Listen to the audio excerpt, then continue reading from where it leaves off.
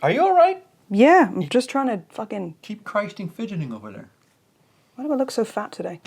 Today. Hello and hello all. Welcome to this Brit and Twit edition of Us. Mm-hmm. Directed, written, produced, thought of, originated, all things done by Jordan Peele. Mm-hmm. He's the creator. The new Lord of Horror. Mm-hmm. Move over, Hitchcock. Move over, Craven. Move over, Carpenter. I mean, most of them are dead by now, aren't they? I guess. So that helps. A family's serenity turns to chaos when a group of doppelgangers begins to terrorize them. Is that it? Yeah, that's it. All right. Emily, first thoughts on Us? Well, I was, Enlightening. I enjoyed the trailer a lot, and that got me... What? Well, I like the trailer. What do you think of the It got movie? me pretty The trailer hyped. was Mostly good. it was the song, if I'm being honest, but the plot surprised me. It was much like Get Out, if a little more horror-ish this time around.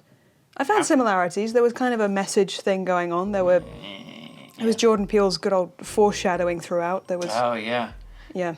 You point one finger at you and three fingers at yourself or whatever the shit. Yeah. It's a conflicting message of where we're all our own worst enemy, but also we fear the other, and America's just a big fucking mess right now. Us is for U.S., as in United States. Mm-hmm. Sorry, is that a spoiler? I don't know. Well, they do say that they are Americans, so... I don't remember what act that was in, but... Oh, yeah, that was pretty early. Yeah, all right. it was... That's not a spoiler, people. Relax. No. It's pretty accurate. I'd say it's more centered on the mother than really anyone else, but... Right. It's still a story about her family and the way they're all connected to one another, and something that wasn't... Connected? Yeah. But something that wasn't alluded to in the trailers at all was the fact that this is happening on a national scale, it seems. Why? Yeah. Yeah, so that was a pleasant surprise, actually, this whole end-of-the-world scenario thing. Trying to think how far we can go without getting into spoilers. We're going to get to spoilers by the end of this. It's kind of impossible. Yeah, that's going to be fun. Yeah, so I didn't know what to expect. I saw the trailer by accident. This is part of when you see movies as actively as we do. Like, even if you're consciously avoiding something, unless you're going to do like Cody does. And Cody, apparently, if the Halloween trailer was coming on, he would just leave the theater. And I'm not about to do that shit. So, I'm going to go piss again. I'll be right back. Yeah, that's evidently exactly what he did. It's not exactly a new concept, but... Yes. For everybody who's saying Jordan Peele is this original filmmaker, we recently just watched the Twilight Zone episode Mirror Image, which, shit, a lot of it, shit, right down to dialogue, seems to be a precursor to this film, and it was released 50 some odd years ago, so Still looks great, go figure. honestly. Well, that's the Blu-ray talking, but that's something else. That's neither here nor there. But yeah, I expected the movie to be doppelgangers and who knows why, and Yeah. There were a few routes they didn't go down. Yeah, right. I don't know No. if this is a spoiler or not, but there's no mistakenly killing family members because they're mistaken for a doppelganger. I thought they might do that, but they Oh. didn't, so that was a pleasant surprise. yeah. So I think the movie has great potential. I think the movie has great ideas. A lot of them aren't paid off. The execution of a lot of that stuff isn't done. It's brilliant. The symbolism, the metaphors, like Jordan Peele technically makes films well. He has something to say. Whether or not he achieves that in storytelling is a different story. I think Get Out is way better. Is A few people have been saying that, yeah. A brilliant movie. This has really neat ideas, but some things kind of would have been better if you did that. That completely falls apart. That's go fuck yourself. But yeah, I no, kept finding little tidbits of facts that might be related to this film, but might be just coincidence, and so it's hard to know how much is deliberate and how much isn't. well, Jordan Peele apparently, when he did this presser for Get Out, he was shooting down fan theories and stuff, and he's a rare director that says, no, I intended this. Don't, whatever you're, yeah, it's neat that you think that, but nope. That kind of works against him, to be honest. Fuck him. I think good films leave room for interpretation, personally, so... Sure. It's whatever you experience. Yeah. Even though I made you a chicken and you taste shrimp, I made you a chicken. I don't know what to tell you. We've heard that at a few buffets we've been to. It's still bitter. So, similarly in Get Out and Us, there is some animal thing going on. In Get Out, there was the whole deer stag thing going on, which I looked up. They're supposed to represent symbolically rejuvenation because of the whole shedding antlers and regrowing them. That's a double meaning too, because in the movie, the father has that line about deer and there's that too. There's the you're whole getting to it, excuse me. rounding up and victimizing, whoever it is the Armitage family victimizes, black people. Yes. In Us, I think rabbits were chosen because they're also symbols of resurrection. They're also habitual burrowers, which explains some of the tunnels that are spoken about in the first few minutes of the film. Mm-hmm. And I looked it up. Apparently, they're one of the first animals that were cloned. So I thought that was significant. Yeah, see, Jordan Peele is a smart cookie. There's a lot, it's not just, it's a guy who's running around killing people. There's a lot more to his shit than that. It's just, making a cohesive story from those good ideas. That's another day for another dollar. Sorry, go ahead. I think in an interview he stated personally that he finds scissors and rabbits to be kind of within the horror genre. They're kind of scary, but also not. They could be just regular items, and You can say that about anything, though. I suppose. I find this gallon of milk to be pretty scary. Probably some people do. Have you seen Misfits? There's a No. character with lactokinesis. No, Which- don't What? deviate too far. I'm just saying how milk can be scary. You wouldn't think so, Stop. but it can. I'm not doing a thing. We're not doing a bit. Just go. The Hall of Mirrors that Adelaide goes into as a child is called Shaman something at first, which the shaman, if you didn't know, is someone who communes with both good and bad You spirits. had to have looked that up. There's no way you remembered that. Yeah, well, of course I looked it up. Okay. Later it's called Merlin, and I couldn't find as much stuff on that, but that has maybe something to do with it as well. So I have here, Merlin is said to have been buried in a forest home to the enchanted Vale of No Return, where Morgane Le Fay imprisoned her lovers, so there's kind of a realm where people are trapped. I don't know if that was deliberate. Yo, that's some deep cut shit. If that's There's one that's even more tenuous. Merlin is also connected to diagnosing a problem with a failing tower built by this guy called Vortigern, which had 2 sleeping dragons under it, one white, one red. I say deep cut shit, and then you combat it with tenuous. You know how dumb they're gonna think I am. Go ahead. I'm sorry. Sorry, do you want to steal the word tenuous? No, I just don't want you to use. You're the editor, you can make it look like Don't- you thought of it first. Don't use A+ words when I'm bringing putty to the table. So yeah, this symbolized some kind of oppression of the Britons by the Saxon, by Merlin. But then there's the guys downstairs who wear red, and they're also an oppressed people. So you could kind of link that if you really wanted to, but I don't think that was deliberate. I'm just wondering why they chose Shaman's Forest versus Merlin's Forest for the Hall of Mirrors. I don't think it was by accident. They're oddly specific. I'll tell you honestly, none of that entered my head at all. No? None of it, not for a split second did I think, oh, I wonder if the Shaman's Forest fucking... Nothing. I'll tell you what stuck out to me was the 11. The fucking number 11 was pretty goddamn heavy in the movie. Oh yeah, got a Right. big section about religious symbolism. Right down to the Twin Towers getting a little cameo in the beginning of the movie. There's a set of twins in the film, belonging to the white couple. Right. That's like double. Yeah, double trouble. Yeah. 2 sets of twins Um, and a triplet. yeah. So into the religion, because 11s are used in coordinates with a religious quote. I want to say a scripture. What do they call those? Austin 3:16. Somebody 11:11. So I guess you could call it a Bible passage or, yeah. or something like that. You want to read it? No. So- I don't have my better glasses on. Jeremiah 11:11, King James Version. Therefore, thus saith the Lord, Behold, I will bring evil upon them, which they shall not be able to escape, and though they shall cry unto me, I shall not hearken unto them. So that's pretty obviously apocalyptic there. Right. Mm-hmm. The use of comedy. Mm-hmm. What did you... Jordan Peele, the comedian, throwing comedy and shit. Go figure. Yeah. I've said before that horror and comedy are kind of related. Yeah. They're both named for the effect they produce, and they both have kind of like a setup, punchline, or scare, or whatever it is. Set up, punchline. Setup, Jump scare! Yeah. Yeah, exactly, yeah. So that's what he's good at, so this was a thing in Get Out too. They both have odd moments of humour. Odd is a good way to put it. Yeah, too. do you think it affects the tone adversely? Yes. As a comedian?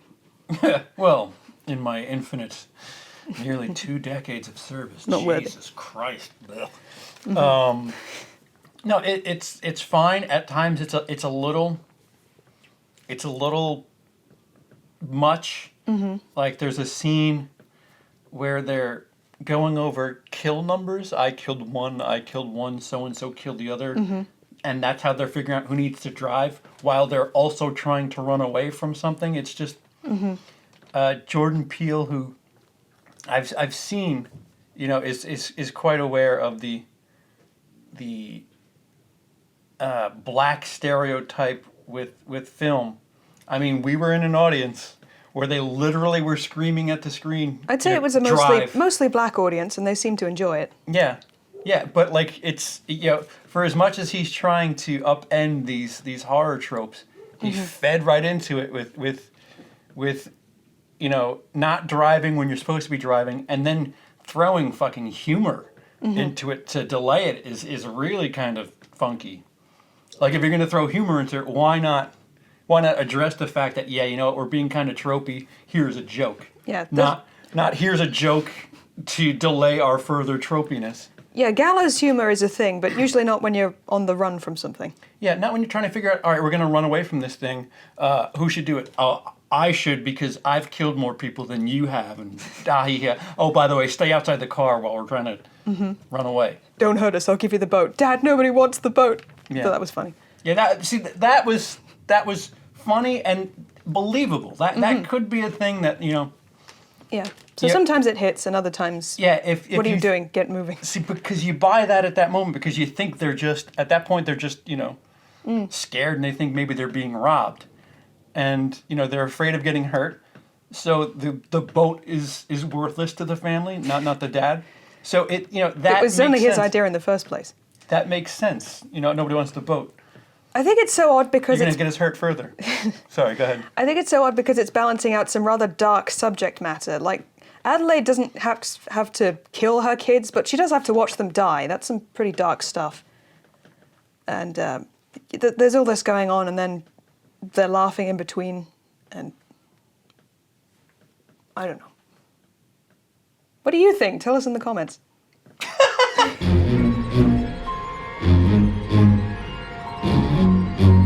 Go ahead, show them how many pages of shit you have. It's only 6 pages. Only 6. I have Cliff's notes with bullet points. Well, these are bullet points, kind of. Those are long. How many fucking bullets? What are you, AR-15 bullets? All right, so spoiler alert, bye. Emily's Adventures in Horrorland. If you want to see more of just her. Okay. Why did you? Spoilers. Mm-hmm. All right, so they're. So about these tethered people. Mm-hmm. Mm-hmm. So how would you describe them? Not well enough thought out. I mean, synopsis-wise, how would you sum them up? They're clones. They're duplicates. What are you trying to do? I don't know. I don't know the answer, teacher. There's no answer. I just wanted to hear your thoughts. Like, did you think of them as like evil spirits, or just clones that were an innocent party, or what? In the beginning, yeah. In the beginning, I thought, ooh, there's they're a duplicate. They're like mirror image. They're mirror image people to our protagonists. But then we get more of them, and like it was a neat idea in the beginning. If it was isolated to that family, It would 'cause- seem more like a struggle particular to her for attracting them in the first sure, place. it would be more contained at least to me, because they had the horror. Like there's a bunch of like misdirection, or at least I perceive it as misdirection, because they're at a lake house in the middle of fucking nowhere. Yeah. Like typical horror fare. Listen, you know Yeah. they lose power every now and again. Like there's no help for them. It was like, all right, gotcha. If they just had it be this fucking duplicate family is here to haunt them, and then when they kill So them, you wanted it to be more traditional in a way. I guess. I mean, I've never seen a traditional horror where doppelgangers just fucking murk people and. Again, I'm not saying that because we haven't seen it before. Who's to say how to stick that landing? But when it got wider and wider and like literally countrywide with the epidemic, it was just like, really. I have questions. I mean, in a way, it makes them more vulnerable because the police aren't helping. They're preoccupied with all this other stuff. Yeah, that was neat too. The whole 911. They're not picking up. How strange. Yeah, Not with that accent, but yeah. A really decent introduction. The further along we get, the execution's a little less quality. Where are you going with that? So, what I was guessing at is that later on they turn out to be more, according to Red anyway, who's Adelaide's counterpart, human than they let on initially. Because although most of them don't have the power of speech, they are still, I don't know, isolated, pain-stricken, tortured, kept underground. There's this kind of feeling of we're rising to the surface because it's our time, and it's... Yeah. So that was interesting going on. Again, it left a few kind of questions, but like you said, it's not very well explained how this was all put in place. Red says it was some kind of government experiment that went wrong, but how many generations ago was this? Is anyone supervising them? There's a bunch of, like, if you think about it, how could this realistically happen? Yeah, there's that, and the big glaring one with the swapperoonie at the end, or explained at the end. How are they both able to talk? Well, How are both Adelaide versions able to talk? If they're not talking down there, there's some theories about that. well, Okay, so we haven't covered the switcheroo, have we? no. So Adelaide is actually from the down under. As a girl, the experience she had with her mirror self, they actually swapped places. So the Adelaide we've been following all this time originally came from downstairs, and the one she meets with the tethered family is her human self. Oh, you know what would have been a neat touch if she just wore red, like you know, not offensively over the top, but just like Again, it's the white and red thing. This Merlin thing might... I don't know, never mind.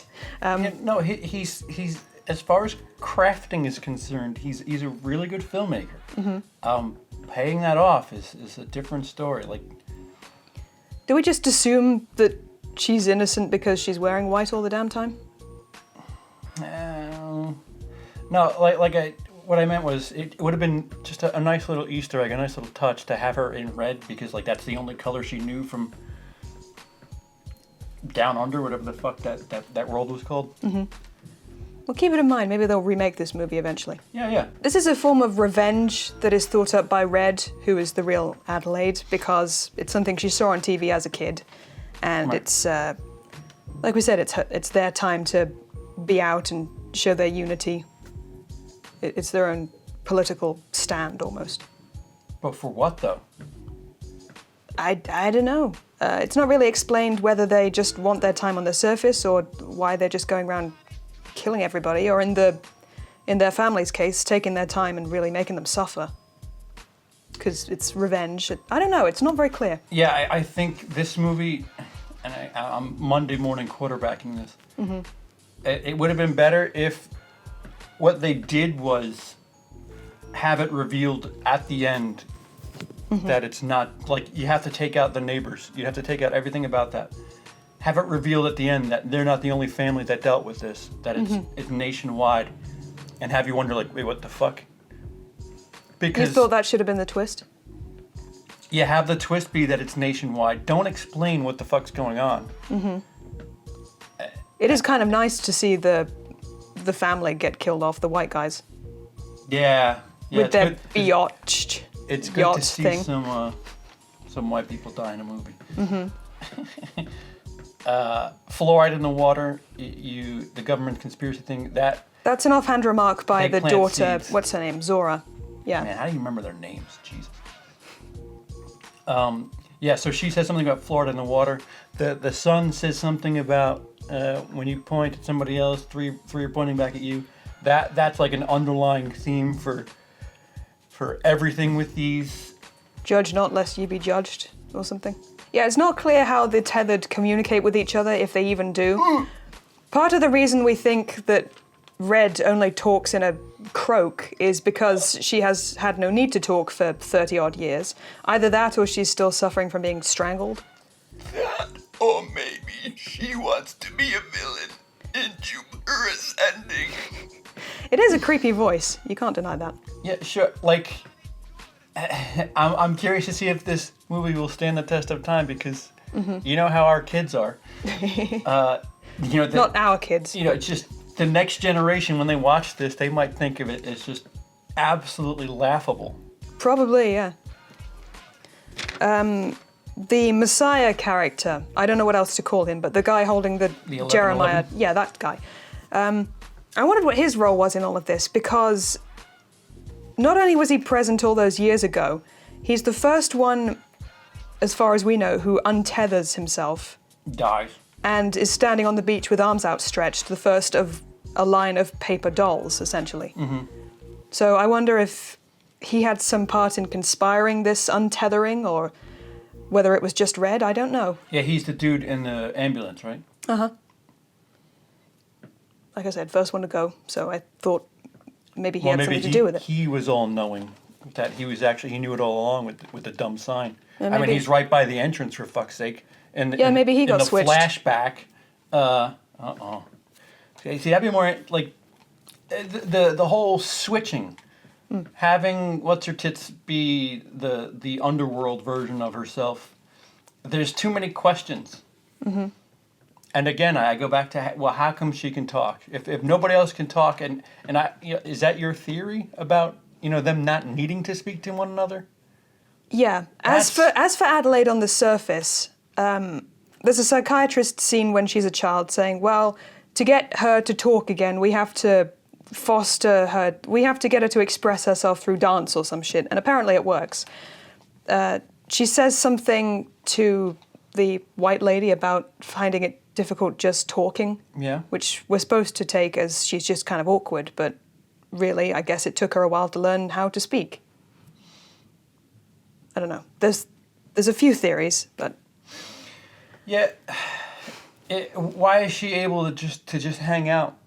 Like if their sole mission is to just fucking murk everybody out within hours of being up on the upper level, whatever the Earth. maybe they didn't plan to go up there until Red planted the idea in their heads. It was supposed to be an act of revenge, after all. She got all of Duplicate Society to buy into that shit. Maybe they didn't know what was going on upstairs. I mean, I don't know. I'm just throwing ideas out. So the last frame of the movie. Hands across America. Yep. They're stretching all across the mountains. Now what? I don't know. Yeah, like what? All right. So they killed their other versions, their upper level selves. There needs to be a name for the original to a doppelganger. Like Yeah. the White versus red, I guess we'll call it. sure. The white are the upper level, and the red are the down bottoms. All right, so the Reds defeat the Whites, and now they're going to stretch across America and literally do the Hands Across America thing again. I guess it's Now just what? a trip to be upstairs and not having to eat rabbit all the damn time, which, by the way, would kill you. If you ate nothing but rabbit, you would get a kind of malnutrition and die. I'm going to let the movie pass on that. Yeah, okay. But, you know, it would be good to just experience things that aren't horrible and backwards and opposite. Yeah, there's They're just, supposed to be oppressed, there's sort of. and that doesn't come across like that. It just No, all the killing does kind of... for as much as I mean, hearing you say that again, not putting any sort of thoughts or words into Jordan Peele's mouth, but hearing it like that, it could be taken as racial symbolism. It could be, yeah. If it is a racial allegory thing, it doesn't make you look great that the first thing you do is kill everybody in America. That doesn't seem the path to freedom. Yeah, it'll be neat to see what Jordan Peele's intent was with this. Mm-hmm. Because, again, there's really neat ideas. The third act, I just have more questions.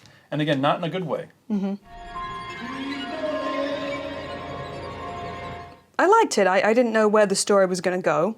And what I like about Jordan Peele's horror fare thus far is that there's enough interesting things that you could go digging if you really wanted to, but on the face of it, it's still comprehensible. Mm-hmm.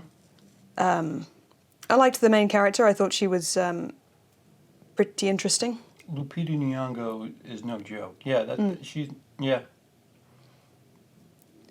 The rest of the family, they kind of...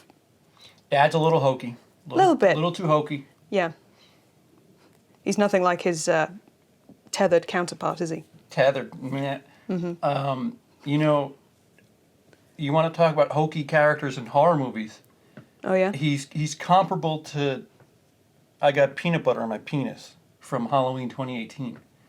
If you say so. That guy was hokey. That's fucking Dad from Halloween 2018. I got peanut butter on my penis. Dog, come here. Yeah. Yeah, no, a little, like, almost that level of cringefully hokey. But, yeah, it's... There were some hokey moments in the Friday the 13th franchise.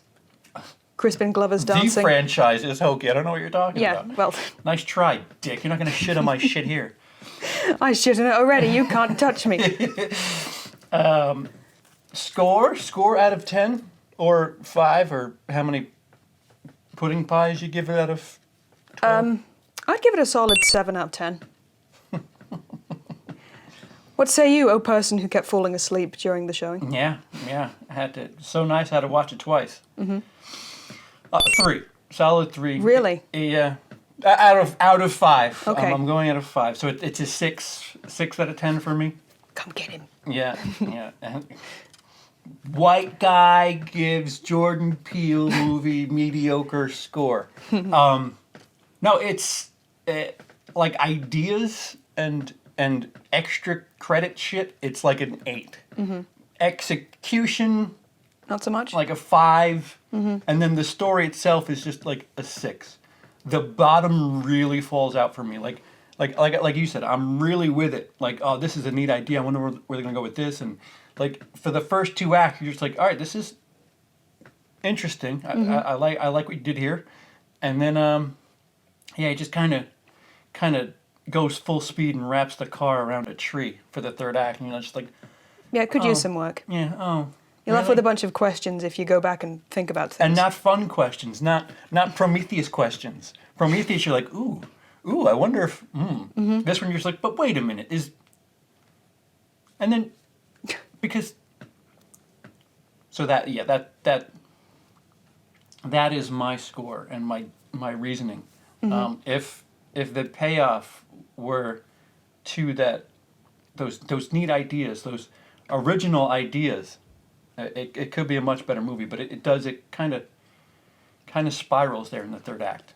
They don't talk down there.